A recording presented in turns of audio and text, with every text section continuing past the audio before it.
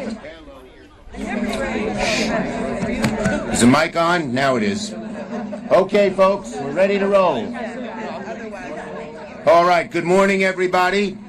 I want to thank all of my Senate and House colleagues for joining us this morning. So let me say it plain. The Republican agenda is one big broken promise. Americans across the country didn't vote for higher costs.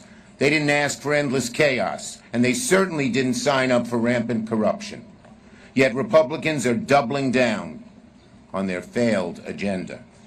Their rotten budget bill, which we still haven't seen because they're still fighting with each other, but it will give $72 billion to ICE and Border Patrol without any guardrails. The same agencies already sitting on $100 billion and sending masked agents to sow chaos in the streets of our cities. The Republican bill has $0 to lower Americans' costs. $0. Nothing to address health care, to cut gas prices. Not a word on housing, utilities, groceries. And of course, the Republicans did try to sneak $1 billion for Trump's corrupt ballroom, but the American people caught him red-handed, and now they're trying to drop that hot potato. In the coming debate, the Congress between Democrats and Republicans will be on full display. All of America will see it. We will show Democrats are fighting for lower costs for health care, for energy, for groceries, for gasoline, for child care. Trump and Republicans are making costs skyrocket. Democrats want to end the chaos threatening our communities at home and abroad. We want to put an end to this reckless Iran war. Trump and Republicans are fueling the unrest and keeping your gas prices high. Democrats are cracking down on corruption in government. Republicans are actively helping Trump steal from the American people to fund his ballroom and his multi-billion-dollar MAGA slush fund. We must not allow any president to corrupt our democracy. Well, Republicans better wake up. Americans want their representatives to fight for them. They want Congress to lower costs, end chaos, stop corruption. Today, we will give Republicans countless chances to do the right thing, to join us, to help Americans in real concrete ways. But if Republicans don't, the American people will see it in black and white. The contrast will be glaringly clear. Ballroom Republicans are not working for you. They're busy fighting for Trump. Democrats are fighting for you. The American people are watching, and in November, they will be voting. Let me turn it over to soon-to-be Speaker Hakeem Jeffries. Good morning, everyone. Thank you, Leader Schumer, for your friendship, your partnership, and your leadership. It's a high honor and a distinct privilege to stand with our Senate colleagues, House and Senate Democrats, united together in strong opposition to this reckless Republican budget. That will not make life better for the American people. It will continue to make things worse. Here in America, our country is far too expensive. The cost of living is out of control. Housing costs are too high. Grocery bills are too high. Gas prices are too high. Utility bills are too high. And health care costs are way too high. America is too expensive. And it's a direct result of failed Trump Republican policies. We believe in this country that there are far too many people struggling to live paycheck to paycheck. Hard-working American taxpayers who can't thrive and can barely survive. That is unacceptable in the United States of America, the wealthiest country in the history of the world, and things need to change.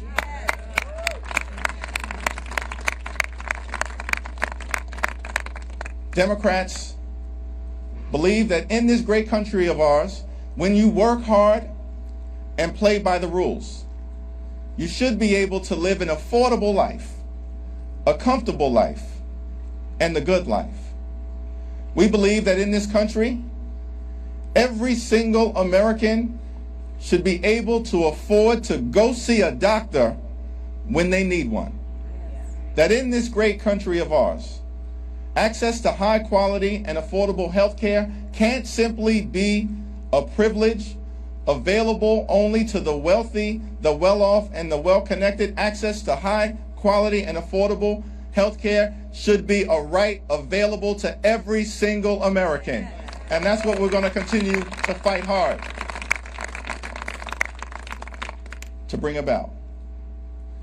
We believe that in this great country we have a broken immigration system. We're committed to making sure we always have a strong, a safe, and a secure border. But this broken immigration system, it should be fixed in a comprehensive and in a bipartisan way. We believe that taxpayer dollars in this country should be used to make life more affordable for the American people, not subsidize corruption of Donald Trump and his cartel.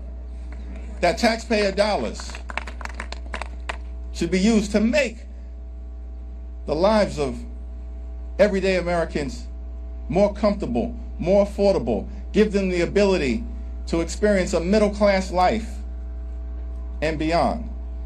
And that taxpayer dollars under no circumstances, which is one of the major problems with this reckless Republican budget, taxpayer dollars under no circumstances should be used to brutalize or kill American citizens or violently target law-abiding immigrant families. That's unpatriotic, unacceptable, and it's un-American, which is why we are strongly opposing this bill. Immigration enforcement in this country should be fair, it should be just, and it should be humane. But that's not what's happening in America right now. ICE remains out of control, and we're committed to reining them in. And so, there's a clear choice that the American people are going to be asked to confront over the next several months. Do you want an affordable country that Democrats are fighting hard to bring about? Or do you want a country that solely is benefiting the wealthy, the well-off, and the well-connected? Do you want a country that brings people together, which is what we are committed to doing, or a country where Republicans are continuing to tear us apart? Do you want to move America forward, or do you want to turn back the clock? That's the choice that the American people are confronting. And Democrats remain committed to driving down the high cost of living, to fixing our broken health care system, to getting ICE under control, to ending this reckless and costly war of choice in the Middle East, and to cleaning up corruption wherever it's found, in the Congress, in the White House, and certainly across the street in the United States Supreme Court. Democrats are going to fight hard to make your life better. It's now my honor to yield to Senator Brian Schatz, who has the shortest commute of anyone in Washington, D.C., but so appreciative of his hard work, his passion, his strength, and his eloquence. I now yield to the distinguished gentleman from the great state of Hawaii, Senator Schatz. Yeah. Thank you, Leader. Thank you, Leader. Americans are struggling to get by. Gas is at $4.55 nationally, $5.65 in Hawaii. Food prices are rising at the fastest rate in years. Electricity is through the roof. Millions of people are losing health care. Hospitals are closing. Housing is unaffordable for many people. And everything from clothing to electronics costs more because of the tariffs. And what the Republicans are telling the American people now is not that there's not enough money. There is enough money, apparently, for a ballroom. Apparently, there is enough money to quadruple the size of ICE. Apparently there is enough money to spend $1 billion a day on a regime change war of choice. There is enough money. What they are telling you is that there's no money for you as an American. And that's what we're fighting against. There is enough money in the richest country in human history. There is enough money if we allocate it properly. What they are telling you is that they want to enrich their friends and do escapades in Cuba and Venezuela and Iran and everywhere except your community, your kitchen table, your family. And that's why we're all so united in fighting this ridiculous proposition.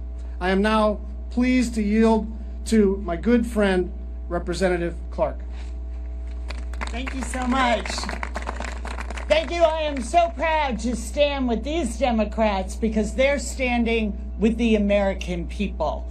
And we're about to mark Memorial Day, where we will honor those who gave the ultimate sacrifice for our freedoms. And what a disgrace to spend the days before this solemn commemoration debating this budget.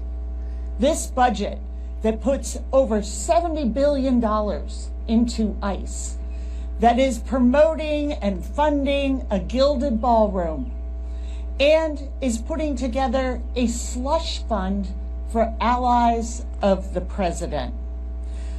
Think about that.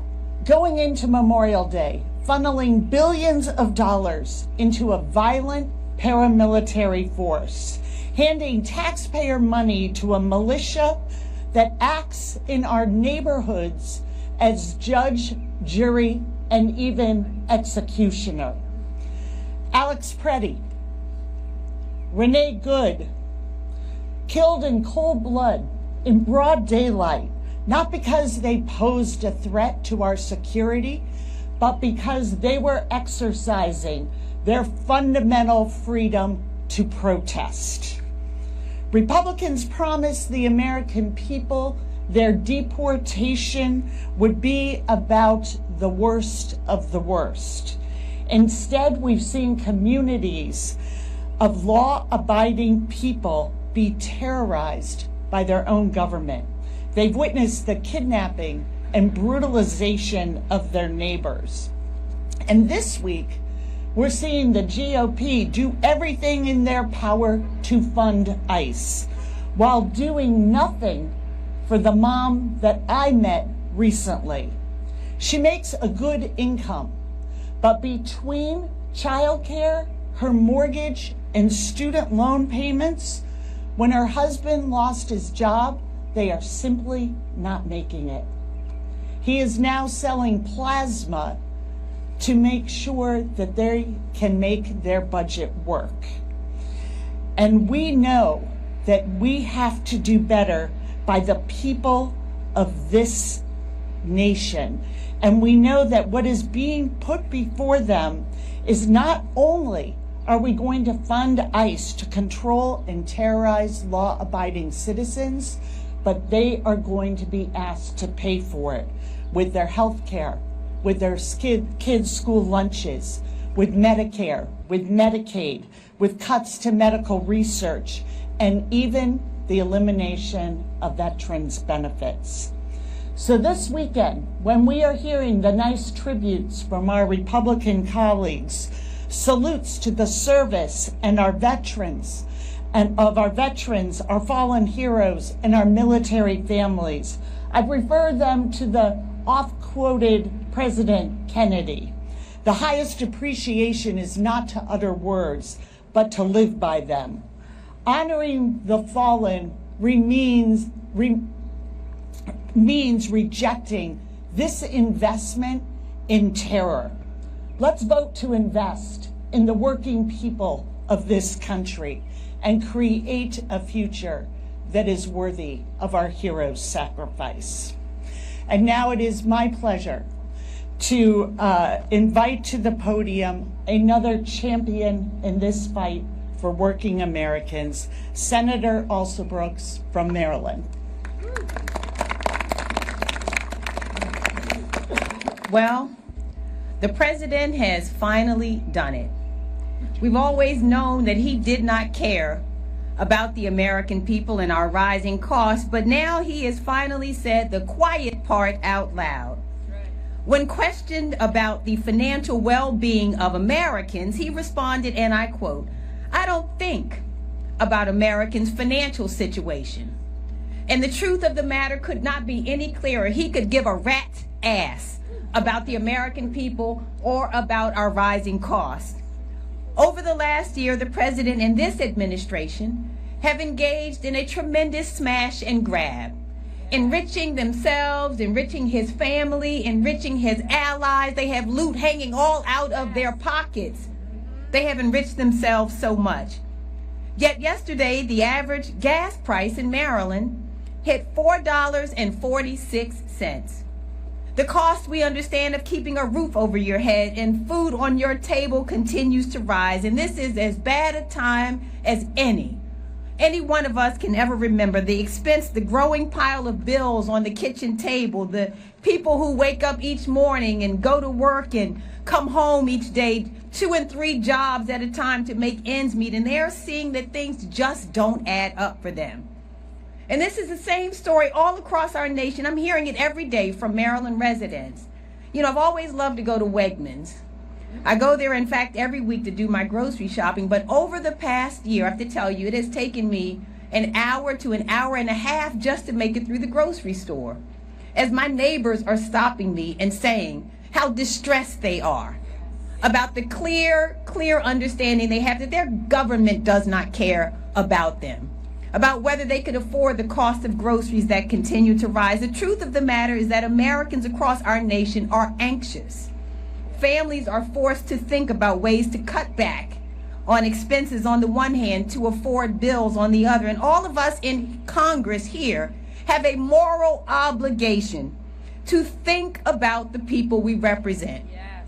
Unlike the president, who does not understand that we must be a nation of neighbors. Neighbors not because of our proximity geographically, but because we are morally obligated to care one for each other about their concerns, about their future, about their current situations. This is what we as public servants have been called upon to do, to represent our states and the residents who are in them. Unfortunately, the Republicans here in Congress have decided to be more loyal to this administration than to the American people. They have claimed that they would lower costs if they had control of Congress. Well, you know what? They control it all, and look at what they have done. Yet we're here with this bill that is, again, further proof of what they're thinking about. And trust me, it is not about working Americans. They're trying to give billions of taxpayer dollars to ICE and Border Patrol without holding them accountable for the reckless and frankly murderous way that they have caused chaos in communities across our nation. They want to give billions of your dollars, hard-earned taxpayer dollars, to this administration for the wasteful ballroom that, if God is willing, and we know it's true, but when the next election comes, he won't even be in office to dance in the ballroom. This is what we know, is that he won't even be able to dance in this ballroom. Nothing in this bill talks about relief on grocery prices. It doesn't talk one word about lowering gas prices. Not a single sentence dedicated to lowering health care expenses, cutting utility bills, or reducing the cost of housing. But congressional Democrats haven't forgotten. While we're here, we have not forgotten who we work for. We have not forgotten who we fight for. And whether it's today, tomorrow, next month, or next year, we will not stop fighting to drive down costs and ease the burdens that are weighing on American families. At this point, it gives me a great honor to introduce the final speaker of the morning, Chair Aguilar, who will come and give his comments.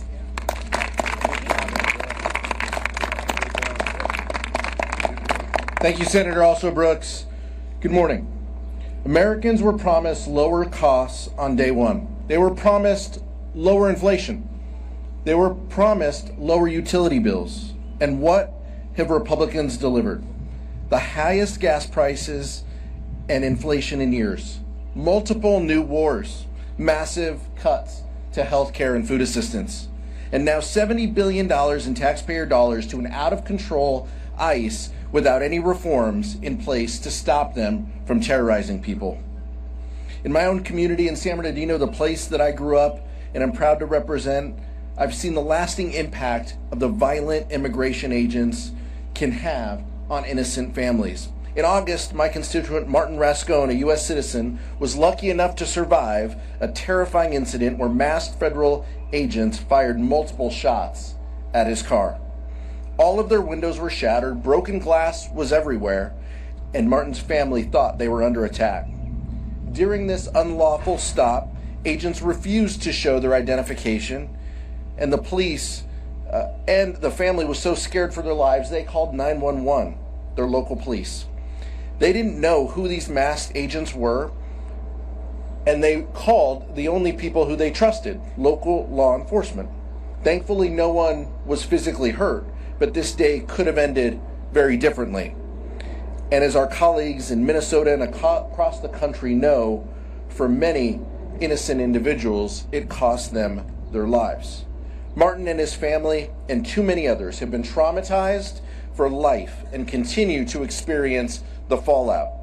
That's why Democrats are united in standing against this Republican bill which wastes taxpayers' hard-earned dollars to fund an agency that is endangering American communities with no strings attached.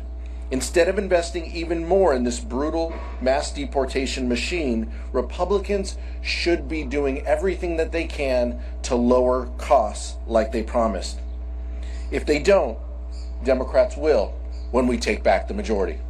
Thank you so much. So now we hope you'll all join us upstairs and you'll see the contrast between the ballroom Republicans and Democrats fighting for the American people. Thank you.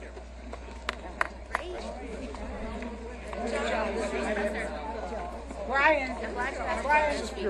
I'm glad you asked. Very representative.